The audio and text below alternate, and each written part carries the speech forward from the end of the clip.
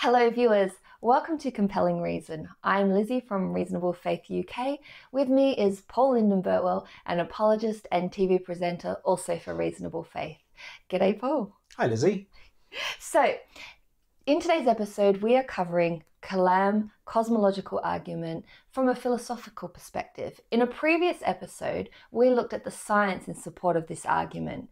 Paul, would you like to just run through some of what we covered as a recap in that previous episode before we move on to the philosophical evidence for this argument? Sure. So what scientists have discovered, and once again this is against what scientists really believed or even wanted, is that the universe has an absolute beginning in space and time. And this has been discovered through various scientific means, such as telescopes, hadron colliders, the Millennial Project, and through mathematical and philosophical reasoning, scientists have been boxed into the reality that the universe had an absolute beginning, which of course points to the existence of a transcendent creator. So the Big Bang for Christians is tremendously good news because the Bible predicted it 3,500 years ago, and it's taken that long basically for science to catch up. So basically, Einstein kind of kicked it off with his theory of relativity because that was then the first time that scientists could have a meaningful conversation about the Earth or the universe in the past. That's correct, yeah? Absolutely. And then there were scientists that built upon Einstein's theory. What did they then discover? Well, coming back to Einstein, Einstein himself didn't like the fact that he had discovered that the universe was expanding or growing. So he put in a mathematical fudge factor into his equation to keep the universe in equilibrium, to keep it from not shrinking or expanding, but to keep it a steady state model. And Einstein declared that that was one of his biggest mistakes. He should never have done that.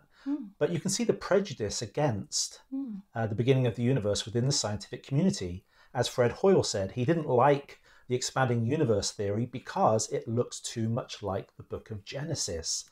And so rather than the expanding universe, the Big Bang theory being anti-God or anti-Bible, it's actually an enormous evidence for the authenticity that the Bible is divinely inspired. So that's Einstein. Then we move on to people like George Lemaitre, who was a priest, and Edwin Hubble, who discovered the redshift, that as the universe is stretching out and growing larger and larger, light is moving into the red wave spectrum, and therefore the light coming to us from distant galaxies and far out in space is far redder than the blue light that is reaching our eyes in close space. So Lemaitre that you mentioned and Friedman, they had a hypothesis, like they predicted the universe was expanding, but 1929, the Hubble discovery, this was really a big breakthrough for science, wasn't it, when they could see that redshift, because that was possibly, it moved it from hypothesis into now it's visible and what's the word, observable evidence, where they could actually see what this theory about the universe expanding was actually visual. So that was a pretty big breakthrough moment, wasn't it? And that's what I love about cosmology and astrophysicists who look into this evidence, because they're not guessing. They're not guessing that the universe is expanding. They're not guessing that the Big Bang happened. You can literally see it happening with your own eyes. Because the further we look into space, the light that's reaching our eyes is taken longer to get here. And therefore, the further out we look, the further back in time we are seeing. And with such telescopes as the James Webb Space Telescope, that penetrates right into the deep field of space, you are looking back to just moments in a cosmological timescale after the Big Bang occurred. And you can literally see the formation of galaxies and how the galaxies are so tightly knit together right at the beginning, and gas clouds that form the later stars and bodies of the universe, the planets that we see, and how right at the start they're very closely, densely packed together. But then as we look closer to us, these galaxies get further and further apart. So you can literally see how God stretches out the heavens just as it's predicted all through the Old Testament prophets. So following this massive discovery in 1929 through these incredible telescopes, in 2003, there were some leading cosmologists that then proved without a shadow of a doubt that the universe expanding over its history could not be infinite, but has a definite beginning. And doesn't that lead us into the Kalam cosmological argument from a philosophical point of view? Because wasn't there a philosopher, age old, that kind of theorized that concept that it could not have had a past eternal existence? Do you want to explain then what that is, the Kalam cosmological argument from the philosophical point of view? Well, you're talking first of all about the Borde-Guth-Vilenkin theorem. And what the Borde-Guth-Vilenkin theorem stated was that any universe which has on average been expanding throughout its history cannot be eternal in the past. There must be an absolute definite beginning to that universe. And what these three leading cosmologists discovered is that the universe began a finite time ago. It's not always existed. And that also goes, even if you want to hold to a multiverse theory. So our universe is just a bubble within a frothing foam of universes that are appearing everywhere. Well, okay, if that's true, then there's no empirical evidence for that. But if that were true, then even a multiverse isn't eternal. It has a finite history, a moment in the past when even the multiverse came into being. And therefore, whether you're looking at a universe or a multiverse, according to the Borde-Guth-Vilenkin theorem, it had an absolute beginning in time, a finite time ago. And so that then leads us on to the philosophical argument called the Kalam cosmological argument. And this was originally a Christian argument that was devised and developed by Christian apologists, but then later on, a very well-known Persian called Al-Ghazali came along, discovered this Christian information, and then developed it further in today what we call the Kalam cosmological argument. And before we go into exactly what his argument was, it's probably important to note for our viewers, because philosophy can sound a little wishy-washy, like, where's the hard evidence? We can't actually see it. This is just humans thinking it through. But actually, the two disciplines of science and philosophy, they actually work really well together, because these ancient philosophers, they helped us understand the world we were in, and they framed these theories that then scientists would kind of pursue and go looking for the natural evidence or the mathematical equation that made sense to these philosophical understandings of how the universe worked. Would you say that's a fair? 100%. Yeah. So science is the handmaiden to philosophy. Right. There's no philosophy, there's no science, because philosophy asks the big questions. It's what causes us to pursue knowledge. And science is that pursuit of knowledge. So the original questions, why is the universe the way it is? How did it come into being? Why are we here? Those are philosophical questions.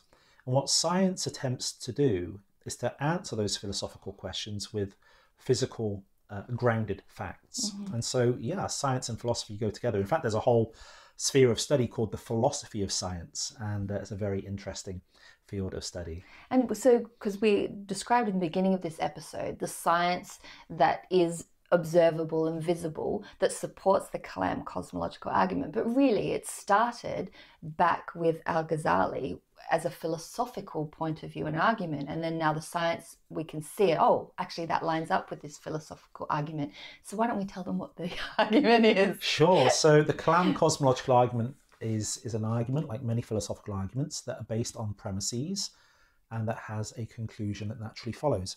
So if the premises hold true and they're sound, then the conclusion obviously also is true and sound. And so premise number one is that whatever begins to exist has a cause. That's very important we say begins to exist, because God himself, of course, did not begin to exist, therefore God does not have a cause. God's eternal. But whatever begins to exist has a cause. Our universe began to exist, premise number two. Therefore, the conclusion naturally follows. Therefore, the universe has a cause. And as the universe couldn't have caused itself, because that would be the ultimate bootstrap trick, there must be something that's transcendent to the universe, something outside of the universe that brought the universe into being. So Paul, Aristotle, the Greek philosopher, he believed that the universe was eternal in the past. With what we know now, what's the problem in believing this? Well, scientifically, it's not tenable. But if we put science to one side and just look at it philosophically, how could a universe that has what we would call temporal events be eternal into the past? By temporal events, we mean events that occur within time. So me clicking my fingers, that's an event that occurred in time. That wasn't a very good click, but would you like to try that again? But that's an event that occurred in time, and it's not happening right now. It may happen in the future, but it happened in the past, because time is linear. It's always moving forward. And so you cannot have events such as clicking your fingers, blinking your eyes, or even having your heart beating unless time is moving forward in a linear fashion. And so what Aristotle was arguing for was that the universe is past eternal. There's past eternal events, whether they be days, weeks, months, years, that keep on going back, never ending into the past. Well, there's a problem with that philosophically. If you don't have any beginning, when did it get started? There's no starting point. Mm-hmm. And how could you ever traverse the infinite to arrive at today if there's no beginning? It's like trying to climb a ladder without a first rung. And so there's real philosophical problems to believing the universe is eternal into the past. So I'm aware of a term, vicious infinite regress of temporal past events. It's a bit of a mouthful. Could you explain that? Because that sounds like the ladder analogy to me. Yeah, which is what we've just kind of really been talking about, is that if you imagine a row of dominoes set up, yeah, okay, and every domino is falling one into the next, into the next, into the next, until you arrive at today. Okay, well, how long have those dominoes been falling? Have they been falling since infinity past? Was there ever a point when the very first domino was tipped over? Well, according to Aristotle, no. Dominoes have always been falling. But then that's a problem. How do you arrive at any moment or any point in time if there's no past boundary point? I can give you an example right now. Imagine it's a lovely hot summer's day. We're both really, really thirsty. And I offer to take you to the pub and buy you a drink. We go to the pub and you're stood there for a while. You're like, I'm really thirsty, Paul. I thought you offered to buy me a drink. And I turn around to you and I say, well, I'm going to buy you a drink after an infinite amount of time. Well, we never get to the end of infinity. You'd never get to the end of forever. infinity. So it's an opt-out for me. I've just basically promised you a drink, but you're never... Have you used that line before? Always. But I've opted myself out of the responsibility of actually purchasing you that drink by stating I'm only going to buy it you after an infinite amount of time has passed. So you're never going to receive that drink from me because an actual infinity never comes to an end. Mm-hmm. But the thing is, today, we could go to a pub. I could buy you a drink. It's possible. It's not going to happen, but it's possible. And so that proves that prior to today, before today, there cannot be an infinite amount of time in the past, because if you cannot receive a drink after an infinite amount of time, and you can receive a drink today, that proves an actual infinite amount of time has not preceded today. Therefore, the universe has an absolute beginning in time. So when we talk about infinity, it's more of an abstract thing, isn't it? Because I believe one of Ghazali's arguments was that an infinite number of past events is actually metaphysically impossible. So that's where he was coming from with this idea of that if the universe did not have a beginning, then it had to have had an infinite number of past events. But because that's not possible, then the universe must have had a beginning. Absolutely. And there's a great analogy, I think you've mentioned it as well, about Jupiter and Saturn. All right, so one example of an infinite number of events being metaphysically impossible is the fact that Jupiter does 2 orbits for every 1 orbit of Saturn around the sun. And so as time progresses, Saturn falls further and further behind. So to say that both planets have orbited the sun an infinite number of times is absurd. Yeah, so it's a kind of paradox. So how can one planet be going around twice, one planet going around, and they've both done the exact same amount of orbits? That doesn't, make sense from an infinite point of view. But once again, that's one of the philosophical objections to an infinite regress of temporal past events. So, Paul, the evidence, whether scientific or philosophical, points to the universe began. It wasn't always here. So the next logical question to ask is, what caused the universe? Well, yeah. So if you're looking at a cause for the universe, a philosophical cause for the universe, obviously it can't be the universe itself. That'd be like you and me trying to give birth to ourselves. It's the ultimate bootstrap trick, trying to pull yourself up by your own bootstraps. It's impossible. So we know the universe didn't create itself. We can also philosophically remove the option of nothing, because no thing lacks all potential properties and powers. So nothing didn't create the universe.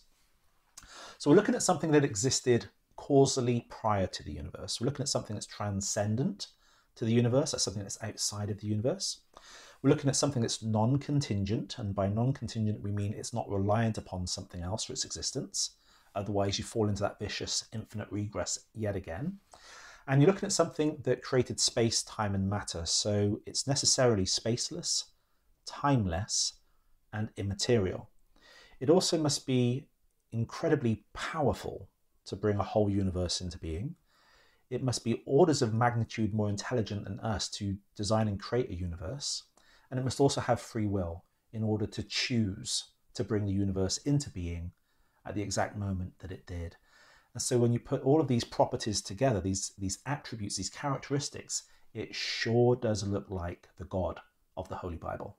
Yeah, so it's interesting because whether you want to push aside the thought of God or not, what you can arrive at the logical conclusion based on the scientific evidence and the philosophy of these men that have gone before us is that the earth had a definite beginning. We can see that now, and the universe is expanding. So if you want to take it a step further and try to arrive at a conclusion of, well, how did we get here and what caused this, then you need to explore the God option. And even if you're agnostic or atheistic and you'd rather not accept that there is a God, you do need to go down this path of trying to explain, well, what could have created it, what caused it. And there's not that many other options. That's what led me to Christianity, because at the age of 16, I thought through all of the options that I knew at the time, and really all these years later, the options really haven't changed. Yeah. We've only got a very few limited amount of options. Either the universe has always existed and therefore it's eternal in the past, or we can kind of rule that out. Nothing created the universe. We can rule that out on philosophical grounds. Well, because nothing is nothing. It can't create something because it's nothing there exist. to create. Exactly, yeah. Or something transcendent that's eternal created the universe. And see, from my perspective, that seems more reasonable to arrive at as a conclusion. And I often marvel, I'm like, why does the science community fight so hard against what's actually pretty reasonable to arrive at? Why are they constantly coming up with what sound like really far-fetched philosophies and theories like the multiverse that there is no evidence of? They've not been able to observe a single thing that could make that even plausible. And so here's a plausible account. Particularly too when there are so many humans that testify to experiences or encounters with God. I just wonder if, you say sometimes science, they're kind of biased, like they're more biased in let's try to disprove God. And so as we explained earlier in this episode, there were scientists that were kind of not happy with the conclusion that the science was giving them because they'd rather God not exist. So I wonder why science couldn't be biased towards, well, if there is something there, let's look at our theories and what we can discover with that mindset. Maybe that would open more opportunities for them. Well, the Apostle Paul talks about this attitude in Romans chapter 1, where he talks about the general revelation that God has given to all of humanity, and that human beings are without excuse because the evidence around us that we can just look at, listen to, the Bible encourages us to do science. And when we do that, we will come to the conclusion that God exists. But of course, people do not want, generally speaking, people do not want God to exist, because the moment God exists, we become morally accountable. Mm-hmm. He becomes the judge of the living and the dead, and nobody wants to answer for their sin. And so rather than coming to God, humbly repenting, turning away from sin and trusting in Jesus, they would rather put a blockade up, a barrier between themselves and God, stick their head in the sand, and try and convince other people that God does not exist. And once again, on top of that, we're also in a spiritual battle where Satan is real, demons are real. So they're doing everything in their power to make people believe that God doesn't exist. And so they'll use science and scientists to do just that. Well, I mean, if we look at the fact that we are all edging our way towards falling off the edge of the cliff, we're all going to die at some point. So even if you kind of don't want to acknowledge God exists, there is this question of, well, what happens after we die? And I love looking at this in the concept of time. So, we are here in a finite amount of time, 80, 90 years. But often when we think of God, and you've just described him as outside time and eternal, and even if you've been around Christians long enough or you've read the Bible, you'll have seen the word forever or eternity. If the universe wasn't past eternal, how do we then talk about eternity in the future and God being eternal and yet we're finite? Could we just discuss this a little bit and explore this concept of eternity? Yeah, so what happens even within philosophical circles and Christian circles is that often these words become interchangeable with each other. And really they shouldn't. There should be definite definitions for each term. So I would determine eternity as something that is timelessness, a state in which events cannot happen, a state where dominoes cannot fall over, hearts cannot beat, brains cannot have thoughts. Eternity is how God existed causally prior to creation. God was completely at one within himself, perfect, not having to think or to act or do. He is just perfection, and that's God. That's part of his nature. Outside of time. Completely, it's not constrained by time. Time is created by God. And so you have to think of God conceptually before time, which is impossible for us to do, let's be honest, as a being that was timeless or eternal.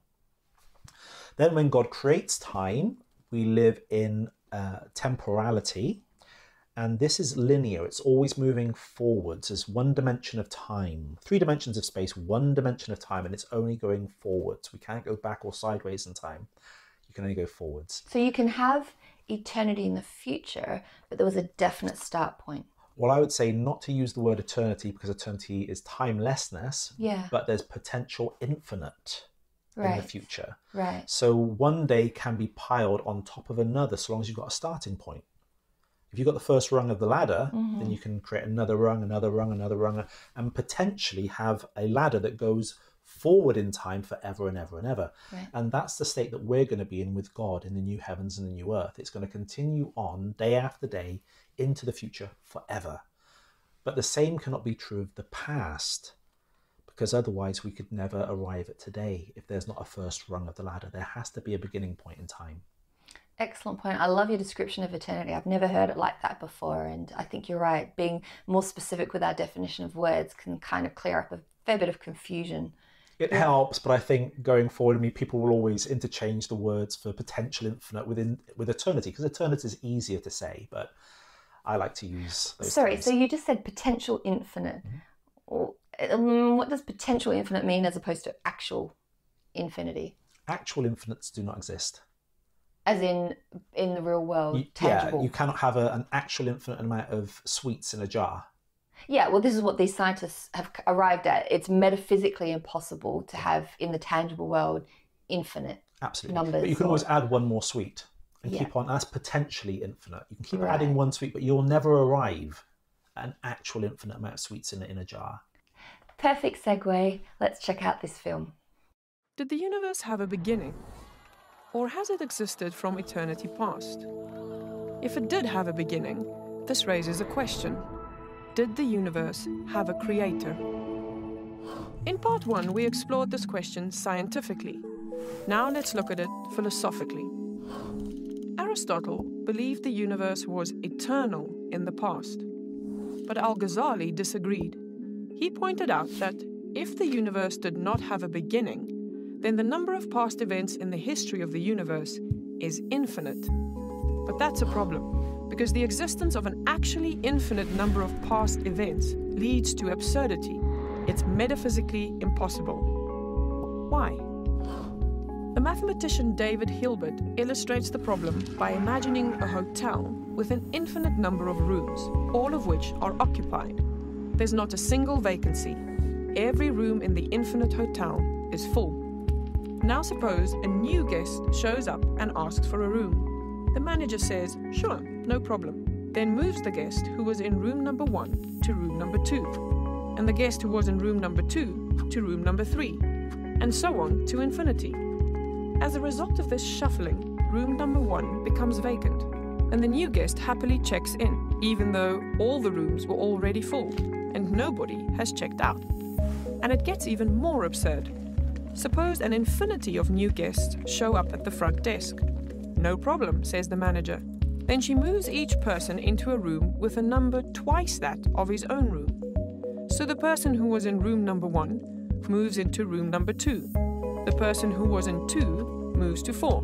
The person who was in 3 moves to 6, and so on. Since any number multiplied by 2 is always an even number, all the odd-numbered rooms become vacant, and the infinity of new guests gratefully check in. And yet, before they arrived, all the rooms were already full. It gets even crazier when the guests start to check out. Suppose all the guests in the odd-numbered rooms check out. In that case, an infinite number of people have left the hotel. And yet, there are no fewer people in the hotel. But suppose instead, all the guests in rooms numbered 4 and above check out. In that case, only 3 people are left. And yet exactly the same number of people left the hotel this time as when all the odd-numbered guests checked out. Thus, we have a contradiction. We subtract identical quantities from identical quantities and get different answers. These absurdities show that an actually infinite number of things cannot exist in the real world. Here is a second argument Ghazali offers against a past eternal universe. Suppose that for every 1 orbit Saturn completes around the Sun, Jupiter completes 2.